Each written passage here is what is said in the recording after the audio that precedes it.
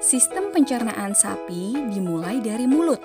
Di dalam mulut sapi terdapat gigi dan lidah yang berfungsi untuk mencerna makanan dengan sistem pencernaan mekanis. Gigi seri berfungsi untuk memotong makanan, sementara gigi geraham berfungsi untuk mengunyah makanan. Lidah membantu gigi untuk mengunyah makanan secara sempurna. Sementara itu, saliva atau air liur berfungsi dalam sistem pencernaan kimiawi. Saliva dihasilkan oleh kelenjar dan mengandung enzim yang dapat membantu menguraikan makanan.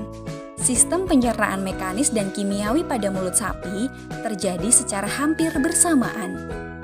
Setelah makanan selesai dikunyah, lidah akan mendorong makanan dari mulut masuk ke kerongkongan.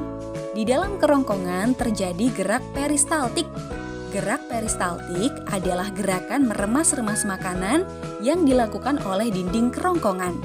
Makanan melewati kerongkongan menuju ke lambung sapi untuk pertama kali. Makanan masuk menuju rumen atau perut besar yang merupakan tempat terjadinya sistem pencernaan dengan bantuan mikrob seperti bakteri dan protozoa.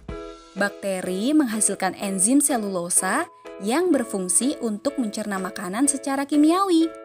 Kemudian, makanan masuk ke retikulum atau perut jala, yang merupakan tempat pembentukan makanan menjadi gumpalan-gumpalan kasar yang disebut dengan bolus. Makanan yang diaduk dengan bantuan kontraksi otot dinding retikulum, setelah itu bolus pada retikulum akan didorong kembali melewati kerongkongan menuju ke mulut untuk dikunyah kembali. Setelah selesai dikunyah, untuk kedua kali, makanan akan kembali melewati kerongkongan dan masuk ke dalam omasum atau perut kitab. Pada omasum, terjadi proses pencernaan dengan bantuan enzim pencernaan. Penyerapan air pada makanan juga terjadi di dalam omasum yang dilakukan oleh dinding omasum. Kemudian, makanan akan diproses lebih lanjut dalam abomasum atau perut masam, yang merupakan lambung sebenarnya pada sapi. Makanan dicerna secara kimiawi oleh enzim yang dihasilkan oleh dinding abomasum. Selain itu, dinding abomasum juga menghasilkan getah lambung yang berfungsi untuk membunuh bakteri.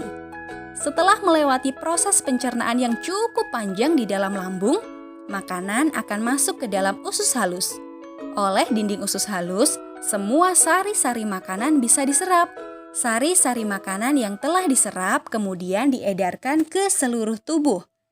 Tahap akhir dari sistem pencernaan sapi adalah anus. Di dalam anus, sisa-sisa makanan dibuang dalam bentuk tinja atau feses.